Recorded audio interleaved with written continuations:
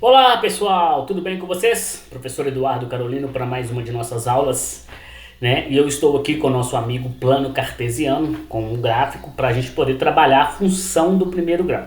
Então o nosso objetivo hoje é destrinchar tudo o que a gente tem sobre função do primeiro grau. Você tem que lembrar sempre que função, né, é quando você tem variáveis e uma depende da outra, uma determina a outra e vai ter várias relações. Eu falo com os meus alunos, hoje por exemplo, o táxi, como o algoritmo do Uber foi feito, então tudo isso, essas relações, a logística usa isso para poder fazer precificação de custo, de quilometragem rodada, de frota.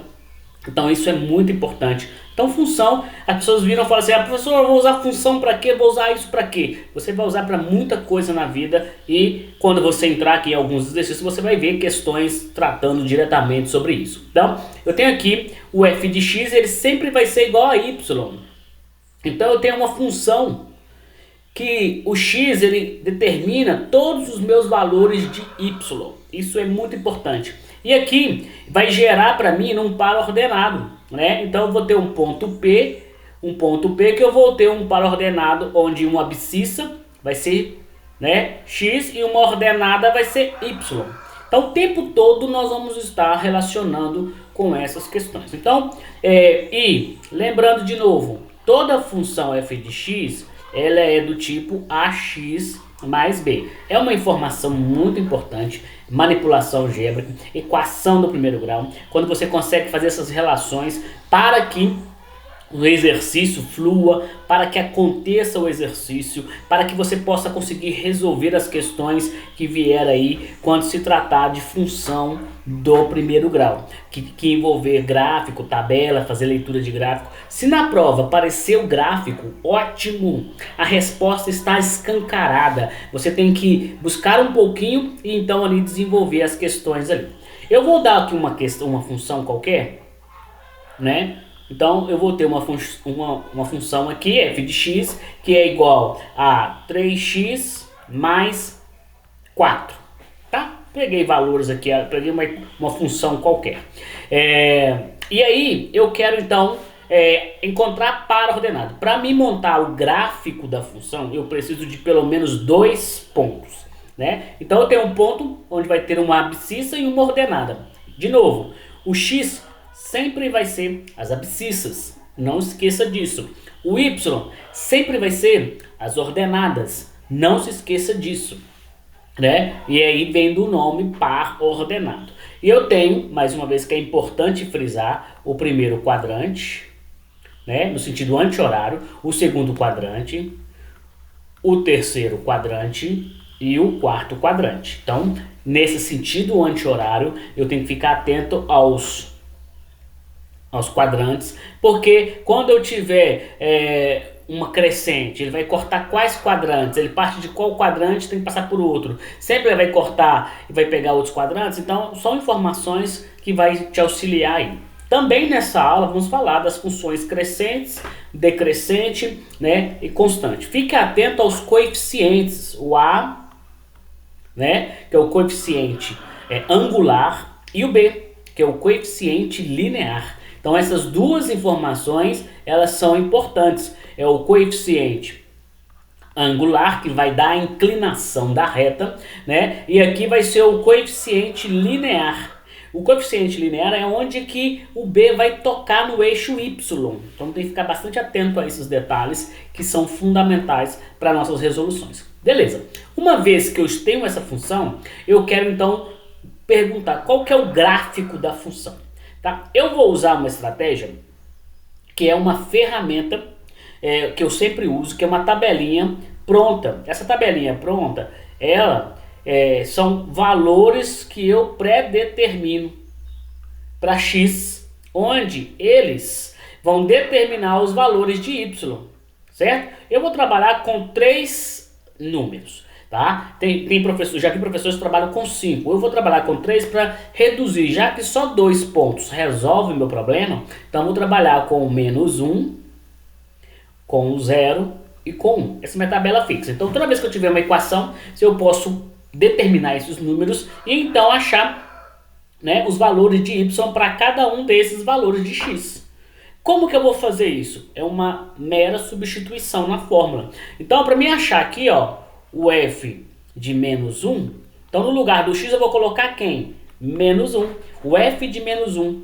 Então, 3 vezes. Quanto que vale o x? Eu determinei que o x vale menos 1. Separe os sinais, tá? Para não dar confusão. Então, eu tenho que colocar o parênteses e colocar aqui, ó. Tá multiplicando, tem sinal de menos, mais 4, que é o termo independente. Resolvendo o f de menos 1, mais 3, jogo de sinal, importantíssimo, vezes mais vezes menos, a resposta é menos. 3 vezes 1, 3, mais 4. Quando x for menos 1, quanto que vai ser y? 1, certo? Menos 3 com mais 4, prevalece o sinal do maior, mais 1. Beleza, e quando for f de 0? Vou fazer, né, o f de 0 aqui, ó. Quando for f de 0, quanto que vai dar o meu y? Então, quando f for 0, quando x for 0, eu vou dar 3 vezes 0 mais 4. Então, meu f de 0 vai ficar 3 vezes 0, 0, mais 4, 4. Quando x for 0, quanto que vale meu y? 4. Tá? É um domínio e uma imagem. Você vai entender isso ao longo do estudo de funções de teoria de conjuntos, onde você vai entender. Aqui eu estou indo bem direto, né, pulando algumas etapas em relação a domínio e imagem, tá? Mas te mostrando como que eu vou montar o meu gráfico da função, e quando que a função é crescente, decrescente ou quando ela é constante. Tá bom? Então, beleza. E quando meu for f de 1? Quando x for 1? É só substituir também. 3 vezes 1, não preciso separar por parêntese, mais 4. 3 vezes 1, 3 mais 4, f de 1 é igual a 7. Tá vendo que ela está crescendo aqui numa proporção igual? De 1 para 4, de 4 para 7? Sim, é a função linear. Essa é a função da função do primeiro grau, ela tem essa constância aqui nos intervalos dela aqui. Beleza, agora eu quero marcar no plano cartesiano os meus pontos. Então, o que eu vou fazer? Eu vou aqui identificar. Então, na horizontal está o eixo das abscissas, que é o x. Vou trocar aqui a cor da caneta para facilitar aqui o nosso trabalho. Então, está aqui o eixo das abscissas e está aqui o eixo das ordenadas. Então, eu vou lá e projeto esses pares ordenados. Olha aqui, gerou um par ordenado, eu vou chamar de ponto A. Aqui outro par ordenado, eu vou chamar esse ponto de ponto B. E aqui eu vou traçar os 3 pontos. Eu vou traçar o ponto, né, C. Com 2 é suficiente. Como o meu gráfico tem 4, eu vou usar só o ponto A e B. Se tivesse mais pontos aqui, né, eu iria fazer para ficar fácil a sua leitura. Mas não, os 2 pontos é suficiente. Então venho aqui no eixo X e encontro o ponto menos 1, né? Essa abscissa, essa coordenada aqui, ó, menos 1. Então tá aqui. E projeto até o y. Quando o x for menos 1, eu vou lá e projeto, ó. Quanto que vai ser o y? Vai ser 1. Deixa eu só corrigir aqui, que eu subi demais. Ótimo. Então, tá aqui o meu ponto A. Esse é o meu ponto A. Eu vou lá e projeto ele, né? O valor do x, encontro, identifico, projeto até o valor do y. Então, quando for 0, olha o 0 aqui, ó. O 0 está em cima. Quando eu tenho um dos valores, um dos pontos, uma das coordenadas 0, o outro vai estar em cima do eixo. Então, eu vou pegar aqui o 0 e vou projetar ele até o 4. Aí ele aqui. Olha meu ponto B aqui. Então, o 0, que é o x é 0, projeto até lá chegar no 4. Chegou? Pronto, eu tenho 2 pontos. Como que eu faço agora? Já que eu tenho 2 pontos que é suficiente, eu venho aqui e traço a minha reta. Certo? Aqui, deixa eu corrigir aqui para poder amenizar. Certo? Porque ficou um pouquinho fora. Na mesa fica mais difícil você traçar a reta, tá? Então, eu vou colocar aqui justamente para você traçar aqui, ó, certo? Então, a minha reta está passando aqui no ponto A e no ponto B. O ponto C também estava lá em cima, o 7. Quando aqui for 1, ó, se eu projetasse, eu ia projetar até chegar lá no 7. Mas como meu gráfico aqui só está o 4, está suficiente, eu já consigo.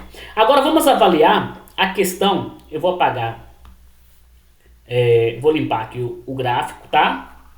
Vou limpar ele aqui para a gente poder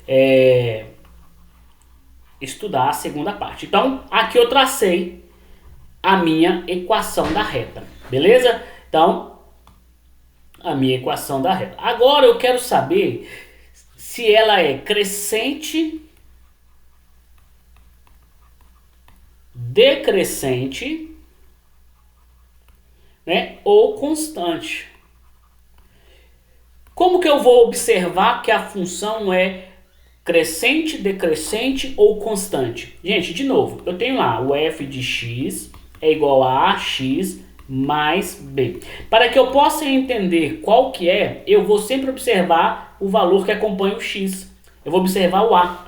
E aqui são 3 casos. Quando o a for positivo ou maior do que 0, ela será o quê? Crescente. Certo? Quando o a for negativo, ele for menor do que 0, ele vai ser o quê? Decrescente. E quando a for igual a 0, ele vai ser constante. Então vamos traçar aqui quando ela for crescente. Quando ela for crescente, ela vai pegar entre o terceiro e o primeiro quadrante. Então ela vai ter essa orientação. Certo? Então essa orientação aqui, ó, deixa eu colocar aqui de outra cor. Essa orientação, ela é crescente com a maior do que 0, certo? Agora, quando ela for negativa, ela vai pegar o segundo, né, e o quarto quadrante. Quando ela pegar o segundo e o quarto quadrante, quer dizer que a será menor do que 0 e ela será decrescente.